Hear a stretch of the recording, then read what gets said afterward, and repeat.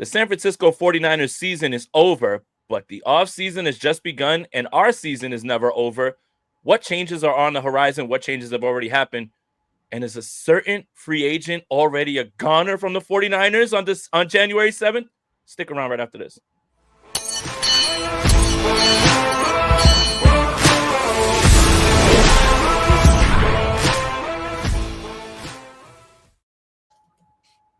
I'm Jason Aponte. That's Steph Sanchez. This is the Bully Ball Podcast on the Gold Standard Podcast Network.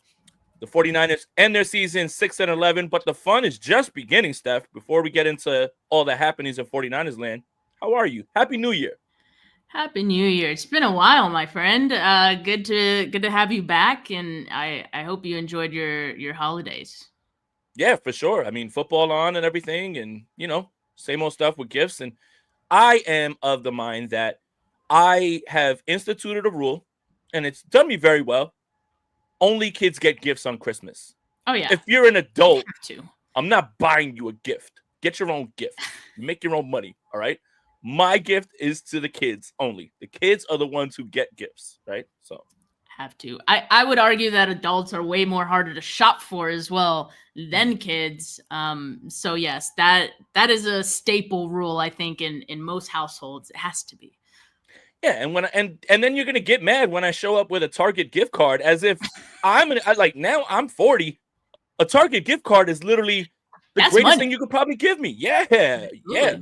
$50 in Target goes a long way. I could even get some Pizza Hut on the way out. Like, what are we doing here? But someone just be like, oh, a gift card. That's not a thought. It's a great thought. But exactly. Christmas gifts aside, and belated Happy New Year's again, because I told it to Rob and he got really mad at me because he can't, Larry David says you can't Happy New Year somebody in January 7th, but I haven't seen you the entire time. So that's the difference. Exactly. But, exception. But no more Happy New Year's, Rob says. But speaking of Happy New Year, the 2025 season has already begun, and you start with the offseason, and we've already got our first change. Brian Schneider, the worst kept secret in the world, fired. Yes, I completely understand. It seems like anytime the special teams unit, for whatever reason, needed to make a play or just even be competent, it was literally impossible. Even on Sunday, you get hit again with a fake punt. And it's like everyone in the building and everyone watching knows that a fake punt is coming, but you guys. And you look like you've never defended it before. So the 49ers make the obvious move and move on from Brian Schneider. But, Steph, I'll ask you this. Does it even matter who the special teams coordinator is at this point? That's a great question, because I think the 49ers struggles with special teams has not been so much about, who the coach is, because, we remember Richard Hightower being the special teams coordinator not too long ago before the 49ers hired Brian Schneider. And if you look at what he's done, I forgot what team he's with now, but I do remember seeing that his I think it's the Bears, if I'm not mistaken. The Bears. So if you look at the Bears, if you look at his stats with special teams there, it has improved. And I believe this season he was like top 5, top 10 unit. So it's not so much the coach. That being said, I do feel like the 49ers have addressed special teams aside from the coach. Like this offseason or last offseason, they did a lot to address special teams, right? And aside from, Jake Moody and all that, even Mitch Wishnowsky, I think even on coverage, they tried to address that and bring in a lot of veterans, special teams aces. And we just haven't seen that turn into a good special teams unit. So I do feel like partially it has to do with coaching, could be partially personnel, but I do also think a large part of it, I have to imagine, is Kyle Shanahan's attitude towards special teams to begin with, because it's been very nonchalant, very much just don't ruin things for us. And when you're towing that line of just be mid, it's only a matter of time before you're steering the wrong way into being bad. And that's exactly what we've seen from the special teams. And so it's been weird because, yes, the 49ers have tried to address improving, the special teams unit by bringing in, players in free agency and all that, and, drafting a kicker in the 3rd round. But I think ultimately, like, Kyle has to care a little bit more about it. And I wish this special teams unit was mid. All the 49ers needed from the special teams unit was to be a net zero unit. Like, nothing. You don't give anything away, you don't add anything. But they were so bad that they were giving things away. And I think the problem is the philosophy towards the special teams. We're going to fix the special teams by allocating valuable draft capital to a kicker and a punter, third and fourth rounders. It's not peanuts, especially when you consider where the 49ers have found some of their stars. You know, Fred Warner was drafted in the third round, if I'm not mistaken. And you think that'll fix everything. But what's the problem is a special teams coordinator who comes in, it doesn't seem like it's something that's being paid attention to all the way through and through. And this season, if any, has highlighted the flaws in the roster building with the special teams unit fully. Meaning, yes, you went out there and, you know, McLeod gets added. He's definitely a special teams guy. You had Orenberg, special teams guy. George Odom, special teams guy. Okay, all of those things are fine. But where guys are, understanding, you know, where you're supposed to be on gunner when you have gunner responsibility. And it's funny because the 49ers haven't had a punt return, if I'm not mistaken, until 2013. Ted Ginn was the last time. So this special team stuff has been going on since before Kyle Shanahan got here. But what I mean by the roster building part is, sure, Chase Lucas, special teams guy, you bring all these guys in. It's not helping. Kicker, punter doesn't help. Here's why. Your third round kicker stinks. And every kicker that you brought in was really good. Your punter is getting outplayed by Pat O'Donnell, and you found Pat O'Donnell on the street. You didn't have to invest draft capital in Pat O'Donnell. And Pat O'Donnell is miles better than Mitch Wishnowsky. Miles. And he was sitting at home. The philosophy of we're just going to take this expensive draft capital and give it away to fix all this, and that'll make everything go away because Jake Moody's going to kick the ball out of the end zone every time. No, he can't. Mitch Wishnowsky's going to boom the ball down the field in a banana punt that doesn't exist every time. No, it can't. Pat O'Donnell can. He's the one that's actually kicking it down the field. And it highlights the arrogance in those picks and how you intended to fix the special teams with that roster building philosophy. Now, any special teams coach that comes in here now, you might be looking at a new kicker. You might have to really rebuild this all the way from, you know, the bottom down, like, or the top down, whatever it is. And then you find that you might have a weird decision to make where Mitch Wishnowsky, you cost too much. Jake O'Donnell's better and cheaper. You got to go, pal. I know a lot of people like the joke, whatever, booming onion, cool, all that. Pat O'Donnell's been miles better. Not even close. And in bad weather as well, too, with the punting. So, yeah, it is what it is. But the special teams, I think it's a little bit deeper than the coordinator. So we're going to find out. We're going to find out. You mentioned like Pat O'Donnell and him outperforming Wishnowsky, which he has, but you also forgot to mention Presley Harvin, who the 49ers had in the preseason and was also outperforming Wishnowsky. So I think that tells you right there, it's not too hard to do, especially for some of these guys that are signed off the street. We saw the same thing with Jake Moody, two kickers the 49ers brought in off the street that contributed and made their field goals, you know? So yeah, I think, look, we're saying care about the special teams, but at the same time, we're saying don't care so much that you're giving up draft capital. I think both of those things seem to conflict, but they go together because I think you can't overvalue players on special teams, but I think there's a way to do that while also caring about special teams and making it a part of what makes you a good team. And Kyle, so far, if you hear all of his comments like regarding special teams, and he has said, quote, like, I've always believed the key to special teams is just being sound. You always want to win the game on special teams, but the main thing is you don't lose it, end quote. I think like the only thing he cares about is special teams and winning the game is the kicker, because that's the only thing that, you know, we've seen that he overvalues. And Tim K himself, 49ers beat writer, has even said that Kyle Shanahan doesn't care about special teams, and he just wants them to kick well and cover well and not blow the game for his offense and defense. And while I think that's fair to want, I think, you have to invest a little more time and a little more thought into it. I think as far as candidates for the 49ers, special teams, I've seen people mention Saints interim head coach right now, Darren Rizzi, right? That's his name, who is right now getting some head coaching interest even still this cycle. So we'll see how that plays out. I've seen people mention Notre Dame special teams coordinator, Marty Biaggi. So we'll see.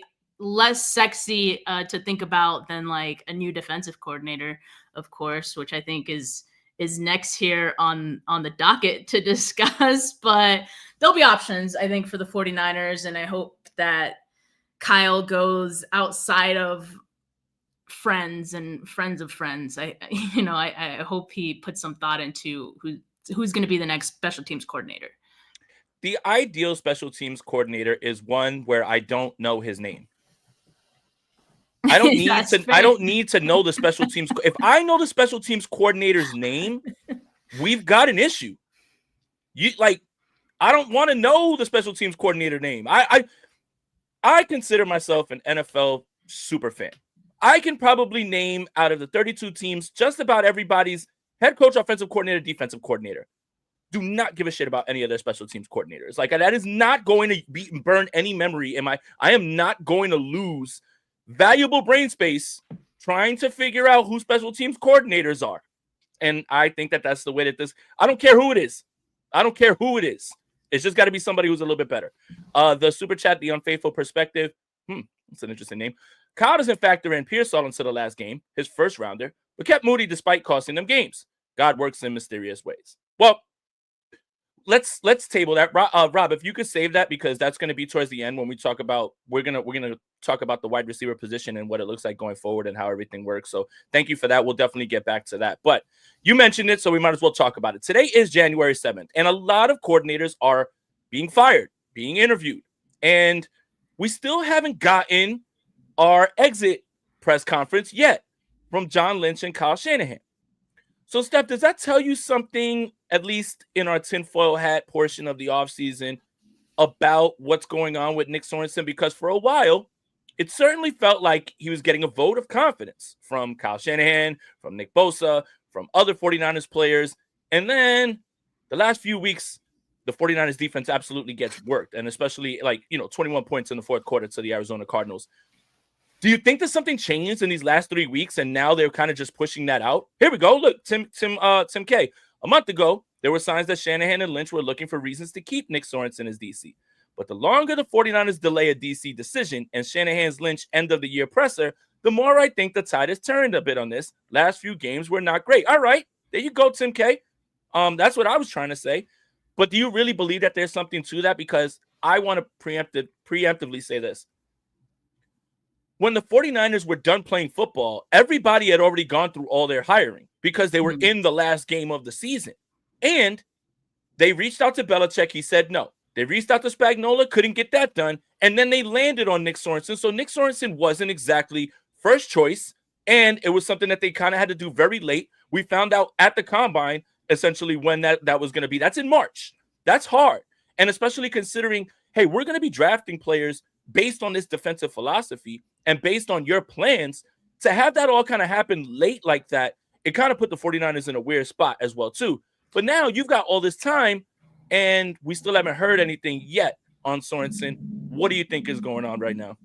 Yeah, I think what you said is true. Like, they were definitely behind the 8 ball when it came to finding a new defensive coordinator last season. That put them in a difficult spot. And quite frankly, that put Nick Sorensen in a difficult spot, right? To be the team's plan C, essentially, maybe even D. We don't know, because we know Jeff Ulbrich was, a name being thrown around quite a bit too, and they sniffed around on him last season as well.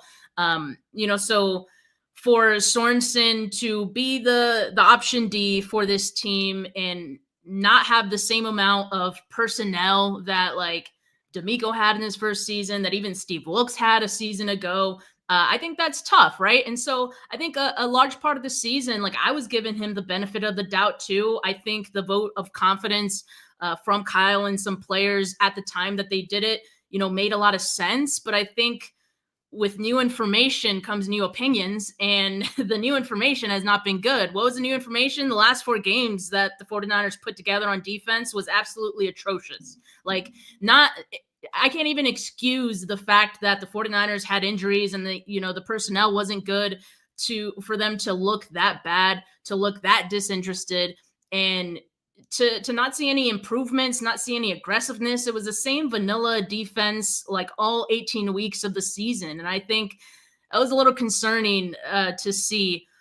Even from a first time defensive coordinator, I would have at least wanted to see some different wrinkles, some aggressiveness, especially like in week 18 at the very least. Like, show that you want to go out swinging and show why you deserve to have this job. Instead, the Cardinals put up 47 points on this team. So, quite frankly, I do think there's a lot of decisions and conversations that the 49ers are having in these days since the season has ended. And I think they're kind of mulling it over still. I don't think they've made the decision to fire Sorensen yet, because if that were the case, we would have heard that already. But I definitely think there's discussions being had, and they'll ultimately make that call. I will say that some of the defensive coordinators that have suddenly become available, I think make it intriguing and definitely make it a little more possible that the 49ers move on from Nick Sorensen, because you have Lou Anaromo, right, from the Bengals, who was fired, who he didn't have a lot to work with Cincinnati this past season, but I definitely think there's good tape on him being a good defensive coordinator. And also Jeff Ulbrich, we would expect that he's no longer going to be with the Jets. It's just a matter of time there. Again, he's been a name that over and over has come up for the 49ers. Like, Tim K will not shut up about Jeff Ulbrich and how, like, if 49ers have the chance to bring him in, like he's on the short list of guys that they'd be interested in. And Ulbrich would probably like that as well. So there's guys becoming available. And again, like, you're kind of gathering information, the 49ers are, right, as to, like, look, if we're going to move on from Nick Sorensen, it has to be a clear upgrade, and we have to know that it's going to be someone who wants to take this on and wants to do this, that, and the other. So you have to know all of that before making the ultimate decision to move on from Nick Sorensen. So I think those are the things happening right now in the background. And yeah, hopefully we get more clarity on this by the end of the week. And Daza0187 says, I thought Bosa, Warner, and other vets hired DC. Sounds like they contributed to Wilkes getting fired. And I think that's a great point, because this is where I'm at right now with this. This can go 50-50 either way right now at this point. And the reason that I say that is, last year when the 49ers were number 10 in EPA per play on defense, this team said all the wrong things about Steve Wilkes, right? Like, openly criticizing play calls, talking about the booth stuff, complaining about their roles. But that defense was exponentially better than this season's. Now flip to this season, and Kyle saying, yeah, I think he's doing a great job. And Bosa saying, yeah, I'd love to run it back with this. And Demo Lenore saying, yeah, I love what he's done and what he's, and it's crazy the messages being sent from people right there, right? Like, so last year it felt like Wilkes, that was a foregone conclusion, and they were plays away from winning the Super Bowl. And yet I have this doubt in my mind just because of the way they were speaking. That was earlier on. But what was the last few weeks enough for them to say, you know what, I think this is it? But that's why I'm at 50-50. What percentage would you say is the chance that he's going to be here? I've got a 50-50 that he's going to, and honestly, that's the easy way out, because it's either he's going to be fired or he's back. So I'm definitely taking the easy road out. Yeah, I would say, personally, I'd say 60-40 or 65-35, because I'm also listening to what the beat writers have to say, because I have to imagine they have a little bit more of a pulse on what's being at or what's going on there than maybe we do. My personal sense is that, you know, the last 4 weeks of the season were that bad that I personally would be thinking about this for Sorensen to be fired. Now, if you listen to what Matt Mayoko has said, he's kind of said the same thing that like, oh yeah, like a few weeks ago, he thought that the 49ers would retain him. And I think it was the same thing, like the vote of confidence, how players were speaking about him and all that. And since then, when you see how the season ended for this defense, he's like, oh, like now I'm not really sure. And Tim K has said the same thing. Matt Barrows has said the same thing. So it's like, I have to listen to that. And I think like the last, like I said, the last 4 weeks were that bad that like, I don't think you can avoid it. I don't think you can ignore it. And it has to go into the, you know, the larger discussion they're having as to should he stay or should he go. It's going to be very interesting to see how this plays out, because if there is a new defensive coordinator, it's going to be 3 straight years with a new defensive coordinator, 4 straight years, whatever it is. But you also have to remember, none of these defensive coordinators are overhauling the defensive scheme. Can I ask you about that? Sure. Because I think continuity is huge. And I think like the 49ers have wanted continuity. And, you know, while I know Nick Sorensen was like the plan D, I do think part of the reason that they landed on him ultimately, as far as also the other candidates they had, was continuity in the scheme as well, right?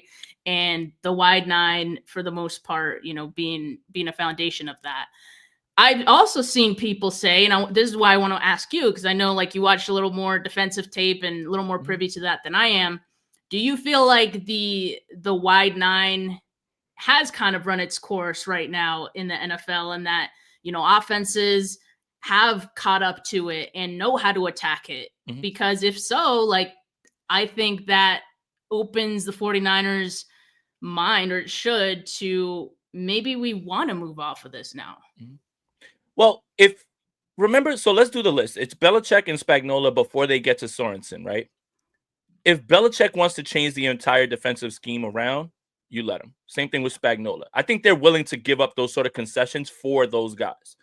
Well, with Sorensen, it's, we don't trust you to have those sort of ideas, so we want you to run what we've had here for continuity. And as far as the wide 9, yes, it's particularly in the run game, it gets attacked too much, and it was happening last season with Wilkes, and it's happening again. The lanes are opening because people are out of their lanes and they're getting blasted off the ball. And obviously, the scheme works when you have a stud defensive line, you know. And I think the 49ers discounted that by thinking they could fill certain positions with rotations, and that was going to continue. When it's Nick Bosa and a cast of, you know, rotational players, you're going to get your ass whipped on the line. Like, that's just what's going to happen. Leonard Floyd was solid and everything. He has a great motor. But the wide 9 is just getting these guys out of their lane, blowing them off the blocks and everything as well, too, and just attacking with gap scheme more than like zone or anything like that. Like, you're able to just run the football at them, and it doesn't work unless you have all that personnel. So my question would be back to you is this. How much of whatever it is that they're considering with Sorensen would be rooted in, well, he didn't have a lot to work with. He didn't have a lot to work with here because, you know, Malik Collins, solid player, rotational guy. Jordan Elliott, rotational guy. Javon Hargrave leaves, right? You lose Eric Armstead, Nick Bosa, Leonard Floyd, okay. But this defensive line was lacking. This is probably the weakest defensive line under Kyle Shanahan and maybe 2017. Let's just go there. Let's just go there with it.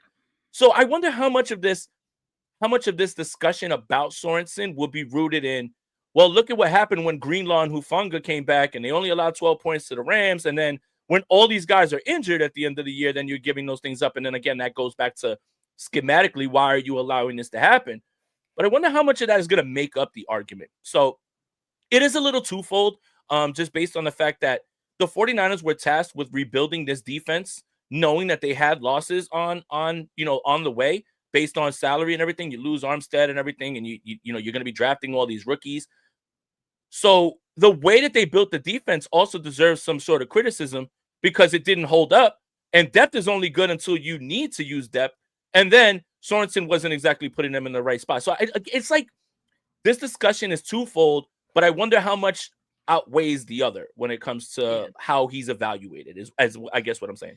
Yeah, because I think there's definitely a risk as well to run it back with Sorensen, give him better personnel, and then we still kind of see some of the same things. Like, and I see someone in the chat mentioning like there wasn't really a lot of creativity from him. Yeah, zero energy. Like, Yeah. I don't see that improving with better personnel. I mean, maybe it does. The creativity possibly can, because maybe there's some things that you would try if you had better players to do it. But yeah, there was no effort from what I saw to be more aggressive and to improve some things that I think they could have as the season went on. But it's our decision to make. I mean, I think the 49ers have a tough decision to make because it's not so black and white as like letting go Brian Schneider was. Right. I think there's a little more context to this one that makes it an interesting decision. And talent can lift scheme when scheme doesn't work. When you don't have the talent, scheme has to lift the talent. And I think that's the problem that you have. You can always look around and say, yes, this player is in there and everything as well. For as strong as the 49ers secondary was, they still ended up, I believe, top 5, top 7 in receiving yards allowed per game on the season. Scheme has to help talent when talent isn't there. And I think that's the issue with everything else. Okay, let's switch gears a little bit, because it is the offseason and it's already time to start worrying about free agents and everything as well, too. So we wake up today because last night, Dre Greenlaw's significant other and Fred Warner's significant other posted on TikTok that they were having a going away party for their best friend, number 57, because he gone and he not coming back. And it's obviously sent the internet into a tizzy. Real quick, my thoughts on this is as simple as this. We're 49er fans. We should understand. Right after the Super Bowl was over, Brandon Ayuk, sister, we gone. This is why we're not coming back. We gone. Well, what happened? Brandon Ayuk, right? Back. Deebo Samuel, that video in the club of, are you coming back? And he goes, no. He came back. All of these things kind of play themselves out in the media. Now, what do they mean? Do they know something? I think what it means is this, and this is as simple as this. Dre Greenlaw is going to test free agency. It's absolutely going to happen. And perhaps there was a discussion on the exit interviews where the 49ers said, yeah, we want you back, but we want you back at this price. And Dre Greenlaw has been vocal because he was asked, what do you want for Christmas? And he said some money. So this isn't everything, but I don't think it's nothing. Like, we shouldn't be losing our minds over this and just already setting our mind to the fact that Dre Greenlaw is leaving. This isn't everything, but it's not nothing.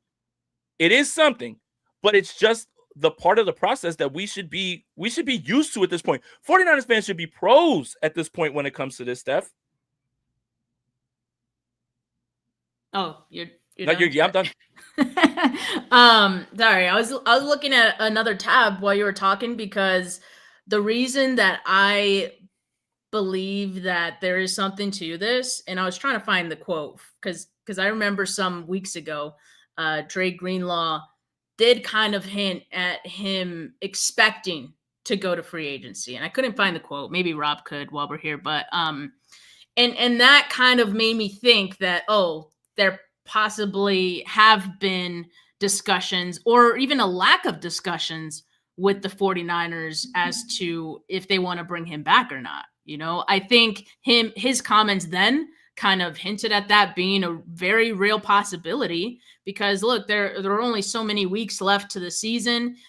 He was coming back from injury. And if the 49ers hadn't approached him about it then, or had told him then, like, hey, this is the price we want you at, and Dre was like, no, then, I think that's enough for him to kind of feel like, okay, this is probably not going to happen. And I'm expecting to go into free agency. So that, along with, the posts from the significant others, which, you can discount that all you want, but I do think there's legs to this. I do think, like, those two things is not just a coincidence. And I think it's a little different than the Deebo and the Ayuk thing and those social media like outbursts, because I feel like those were rooted in like anger. Like these Yeah. are just kind of rooted in like, oh, this is so sad. Like this is a sad goodbye kind of thing. And so it doesn't feel like there's any animosity, but there definitely feels like there's just the expectation that he's going to go into free agency. Now we know that doesn't necessarily mean that Greenlaw doesn't return, because he could test free agency and maybe the market for him is not what he was expecting and he would prefer to run it back with the 49ers, possibly, right? I don't think that's the case. I think Greenlaw is a great player. I think just in the the short time that he came back this season, I think that was enough for any team to be like, we got to get Greenlaw, right? And feel good about making that decision. So I do think he's going to go to free agency. I do think another team is going to pay for his services more so than the 49ers feel that they could. So that's where I'm at. I guess I'm mentally preparing myself for that to be the case. And, that sucks because I really enjoyed watching Greenlaw as a Niner. I think he embodies everything that you want from, this defense to be, right? And we talk about the energy, and I think some of that comes from Greenlaw, like even from Fred in the games that in like the quarters that Greenlaw played, like Fred was on 10, so I think he did a lot to impact the defense with just his energy and presence alone. And that's definitely going to be missed if this is the last that we've seen of Greenlaw in red and gold. Yeah, people are definitely going to line up to pay Dre Greenlaw because they're going to bet that they can get him to bounce back from where he was, right? Like the Achilles injury might be a red flag to some, but there's always going to be teams that are just like, we got to swing for the fences because if we get 90% of the Dre Greenlaw that was there before, it still accounts for so much more than whatever's out there at the position. So, yeah, for sure, that free agency is going to go, and he's going to find that many teams are going to be there for his services, and that's right. It makes sense. Daza says again, I want the Niners to get Haloli Nada, S. Adams, Vince Wilfork, just a massive human to stuff the run that can also get a bit of pressure. They miss DJ Jones. Yeah, well, DJ Jones might be back. You might be able to see him because he's a free agent, this year, and they may be able to get him back for nothing. The Unfaithful Perspective with another super chat. Thank you so much. Keeping Sorensen because he had some absent talent epitomizes one of the problems with this regime. They can capitalize on excellent, but can't coach up. I mean, I don't really disagree with that. I guess the point we were trying to make is what are they going to use to sell the idea of bringing Sorensen back? Like, how are they going to go to that press conference and be able to answer the question of why they're running it back with him? And I think the obvious answer is going to be, well, he didn't have all the resources. You're missing this player, right? Like Mooney Ward was out for many weeks, and then you lose Hufanga. You get Greenlaw back at the end. Warner breaks his ankle. Nick Bosa's missed games, and then the rest of the defensive line. So again, I don't disagree with this sentiment. I'm just looking to how the 49ers will, John Lynch and Kyle Shanahan, how are they going to go to the podium? What are they going to say? What are they going to point to? And I think it would be the absence of talent. But I'm not going to disagree with this, right? Yeah, I definitely wouldn't. I definitely agree. And, I think Sorensen in a way did have help. Like Brandon Staley was brought on as kind of a soft landing zone for Sorensen in his first, defensive coordinator position, right? Here's someone who has had experience, who can help you out and help with the DBs in particular. And, it hasn't worked out. So really it's both of them that should be in question. And even Matt Mayoko was like, yeah, I don't even really know what Staley's role was this season aside from like the title. No one knows. No one does. So it's just kind of funny. But I got to imagine, like, if Sorensen's on the chopping block, then I would think Brandon Staley would and should be as well, because I can't see anything that Brandon Staley has been able to help Sorensen with that has shown up on the field. Mm-hmm. Yeah, we don't know. I mean, Brandon Staley right now is almost like that Homelander meme where he sees all the slander for Nick Sorensen and nobody's talking about his role in it. And he's just like, all right. Like, hey, usually it's me that's on the chopping block, but it might just be him.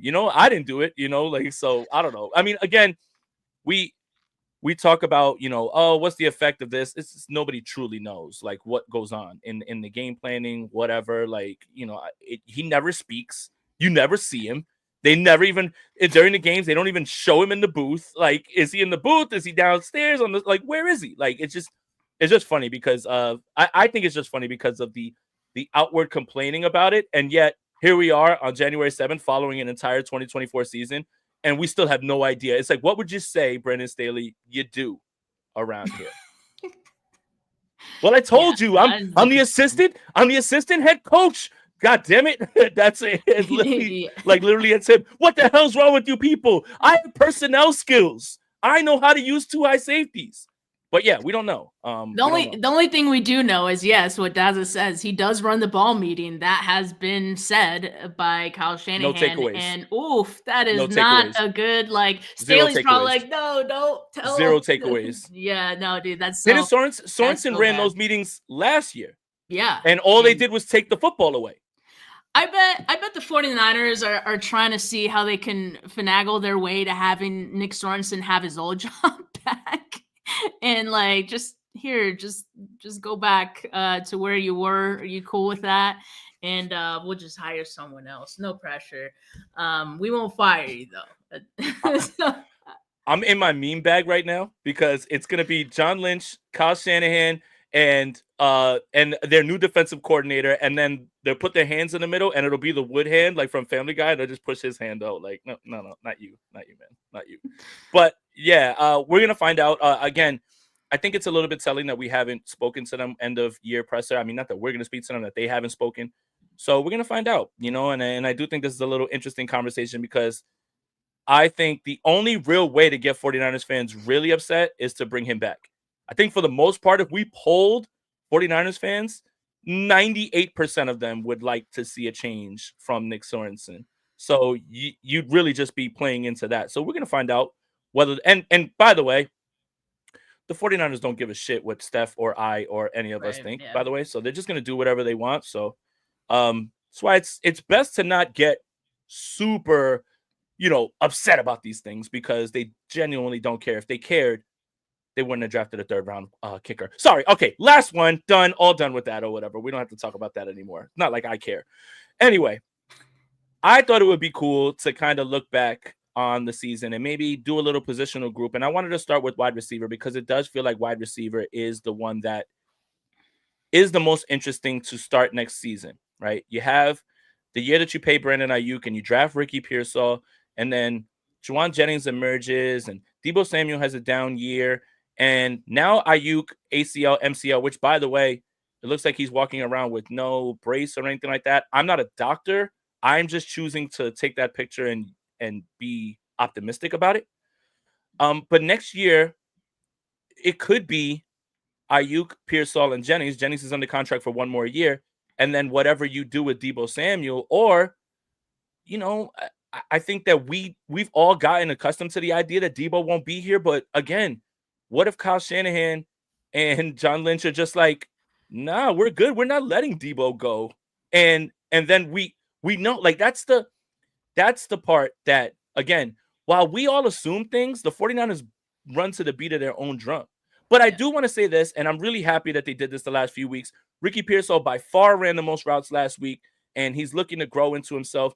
So that confidence that they have going into the next season with Ricky Pearsall is there, but it's just the questions about who's going to be here. Is Brandon Ayuk going to be there right away, week one? I doubt it. When is he going to come back? And then with Jennings was playing at the X. What if Deebo's still here? Is that going to come at the expense of Pearsall? All of these questions need to be asked. And again, this is why we go back to this super chat. Kyle doesn't factor in Pearsall until the last game as first rounder, but kept Moody despite costing them games. God works in mysterious ways.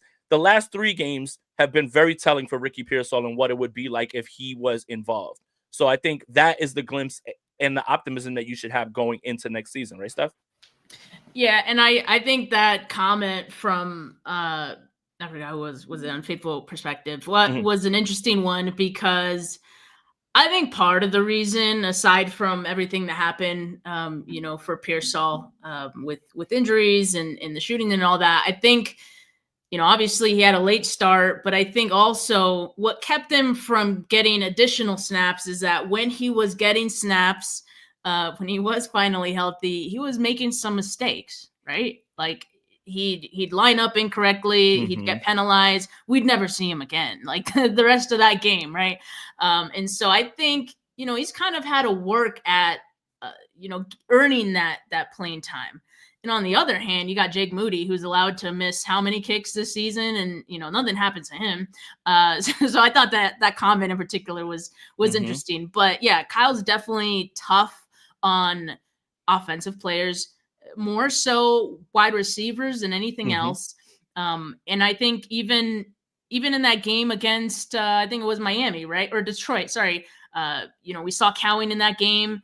He was penalized. It was a big penalty because it negated a very big positive play from Kittle, and we didn't see him the rest of that game. And then finally he gets a chance again. So it's been a lot of, I think, compromise and a lot of working for these wide receivers to get the playing time and earn that playing time. So I think that's definitely part of it. But I'm definitely encouraged because it feels like Pearsall has had some of those like doghouse in-game moments, and the following week he's able to grow from the experience and improve on some of those mistakes, right? And I think the last 2 weeks especially, he was able to stack his games. 141 yards, touchdown, followed by 69 yards, touchdown. Like that's really encouraging. What's crazy to me, Jay, is that Ricky Pearsall had the same amount of touchdowns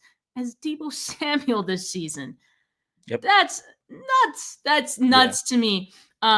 But I think it tells you a little something, right? And maybe the 49ers maybe Kyle Shanahan will be stubborn and say, no, I have to have Deebo back. But I don't know, Jay. I kind of feel like I'm at a point where I've seen enough where I feel like this team could be okay without Deebo Samuel. And I know the offensive performance this season, say what you want about it, but I think from a skill set standpoint, from what I've seen from Pearsall the last couple of weeks, I think they'd be fine. Like there's guys who could take on some of these special things that, you think only Deebo Samuel can do. And it's not going to look the same way that it did when Deebo ran it, but you can still have some success with it and with some of the guys that you have. So yeah, that's definitely going to be a decision. To me, like it reminds me so much of the Warriors, and like how the Warriors, always trying to run it back with, Steph and Draymond and like the same dudes, because you can't imagine your offense working without, those guys. In particular, I'm talking about, Draymond. You can't really do anything without Steph. But, so like I kind of feel like Deebo is the Draymond of the 49ers. And so like a part of me feels like Kyle Shanahan is like, no, we need him to run our offense. But we'll see. That's why I feel like Kyle Shanahan's, I think, stubbornness and a little bit of his ego is going to be tested this offseason with some of the decisions that he's going to have to make. And there's going to need to be some evolution in the offense as far as, what personnel you want to move forward with. But I feel like what we've seen from Pearsall this season, even like a little bit of Cowing, right? Aside from, his rookie mistakes, which are understandable. I think I've seen some good. And, we haven't even talked about Jennings, Jay, but like, I feel so good if this imagine Brandon Ayuk is not ready week 1 next season. If we start a game with Juwan Jennings and Ricky Pearsall next season, I feel good about that in week 1. Yeah. And the thing is any move away from Deebo Samuel would be addition by subtraction for Kyle Shanahan. And what I mean by that is I understand that Deebo Samuel is an integral part of your offense and what you envisioned when you drafted him, and he's going to be here for a while, which is why you rewarded him, but not at the expense of other guys who are cooking. Like, for instance, if George Kittle is absolutely destroying everyone, throw him the fucking football more than like 6 times. Like, I understand that you want to get everyone involved. That's noble. But when you realize, hey, nobody can cover 85, he's having an incredible season, perhaps we should run the offense through him and not the person who's underperforming this season, because I have a memory that never can leave my brain of 2021 and what you think this player is. That's the part that a little bit of Debo's presence alone can be an issue, because now you're going out of your way to say we need to get him 8, 9, 10 touches rather than watching how the game is playing, watching who's playing well, which again we talk about. It's feel for the game. If Juwan Jennings is absolutely beating the shit out of his cornerback, throw him the football. If George Kittle's absolutely winning every single route and is a menace and has 100 yards at the half, throw him the football. Continue to throw him the football. If Jordan Mason's running the football very well, keep going. And I understand, let's keep them off balance and everything, but not at the expense of other players who are having great games and great seasons. And that's the frustrating part. The Debo runs are done. When he's back there, everybody knows what's happening. And at least I'll give Kyle Shanahan credit this season. He's done it twice where he's run play action off of it. Bravo. That helps. Maybe do it a little bit more, because you can bring defenders up and throw it over their head because they automatically notice that. But it kind of just puts Kyle in a box where he has to find a way to scheme for Debo Samuel. And it can't come at the expense of the other offensive weapons and the overall offense and how it's performing. Again, if a guy is whipping somebody's ass, throw him the football. Spam the play until they stop it. Spam it. So it's just, for me, I just wonder if the friendship is going to take over the logical thinking and the pivoting that you would have to have by moving off of him.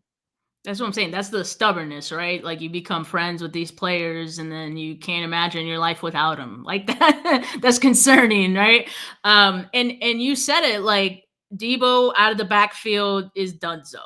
That's what he did best, though, the wide back role. If that's out the window, if that's done with, what does Debo give you? How is he adding value that someone else isn't giving you, And so I think that's the fork in the road that the 49ers are at right now with Debo, and that's the decision that they need to come to this offseason. But I kind of feel like the answers are there. It's just a matter of, can they do it? Can Kyle, imagine his life without Debo? Right. And it almost feels like being afraid to leave a long-term relationship because you're scared of dating. But don't let your wide back get in the way of finding your franchise player, right? Is that a good one? I thought that was an analogy was gonna go.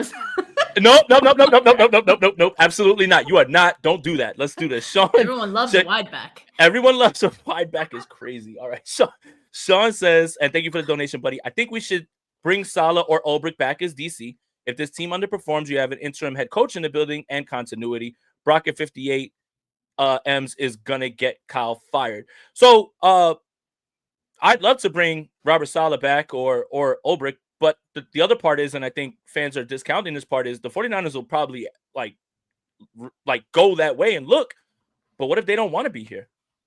Mm-hmm. See, that's the part that I think is the hardest for everyone to kind of understand. Is I want a really good defensive coordinator. Cool. Last season, the 49ers told Bill Belichick, you can do whatever you want. Please come here. He said no. Kyle Shanahan was tired of getting his ass beat by Steve Spagnuolo. He asked him. He said no. And then they end up with Sorensen.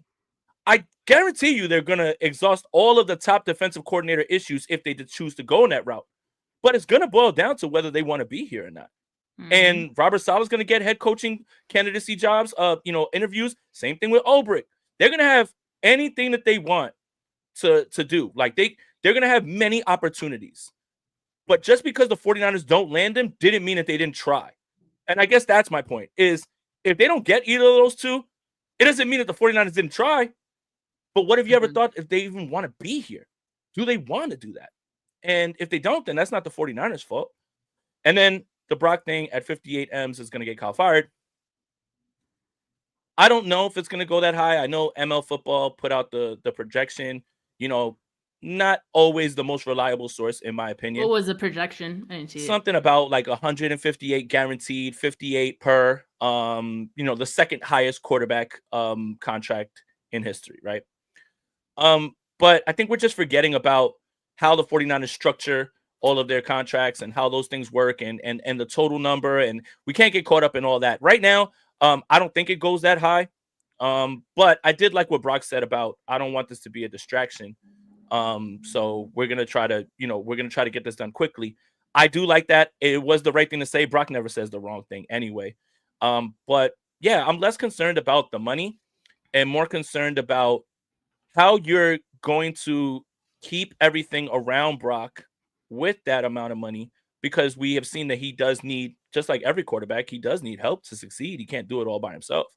So it's going to be interesting to see. The Brock thing, we have plenty of time to kick the can on that and talk about it down the road. Yeah, we're not, this offseason is going to be long. It's going to be very long. Rob, thank you for the donation.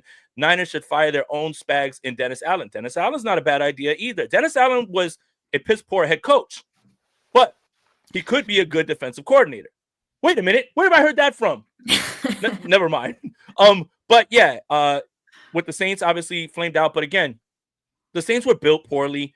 Offensive line's bad. They had a ton of injuries. Obviously, Carr was injured, but he just wasn't a good coach. Like for that. But a good head coach doesn't mean that he can't be a good defensive coordinator. Dennis Allen is someone who is very seasoned, very experienced, and I think that's a lot of what has 49er fans frustrated is Sorensen's experience. I have slammed the table for the 49ers to find a defensive coordinator that could be a lifer, like a bad head coach or a defensive coordinator who was once a head coach that was bad at it, that teams are not even considering to be a head coach anymore. That is the perfect defensive coordinator for the 49ers because it would allow you continuity. And I mean, I think that's a huge part of it. And of course, like the defensive coordinator has to be a good one, but Dennis Allen, he's a good defensive coordinator. There's plenty others out there as well. So as part of my wish list, I don't have like a specific name, but like that would be one thing that I would look for in a defensive coordinator if I'm the 49ers. I just want to have continuity because there's always going to be someone interested in the next rising star, especially if it's coming from the 49ers. Like, Greasy's getting head coaching interest as well, right? Maybe Clay Kubiak does, right? He called plays in week 18, and maybe the 49ers are trying to help him out a little bit. So I just want some continuity. I want someone who's going to be able to build their defense without the worry of the 49ers eventually like losing that defensive coordinator to a head coaching gig. Yeah, let's just throw chaos all into this. Go hire Rex Ryan. Think about how fun it would be. That's not what I said. Think about how fun it would be to cover this team if Rex Ryan was giving us sound bites and quotes the entire time, man. Let's have some fun. I mean, obviously, I'm joking. Someone's gonna say Jason said to get Rex. No, I'm clearly joking. The feet jokes would be crazy. No, the feet jokes would be insane. All right, I think that's an exact perfect place, man. Show went right off the rails. Off the rails. Thank you guys for tuning in. Make sure you guys like this video, subscribe to the YouTube channel, and subscribe to the Gold Standard Podcast Network wherever you get your audio podcast. Make sure you follow Steph on Twitter at Steph49K. Buzzer beater for the super chat. Put it up, Rob. Let's do it. Since Kyle trusts Clay Kubiak to play call, I think he could be a very capable OC for Kyle.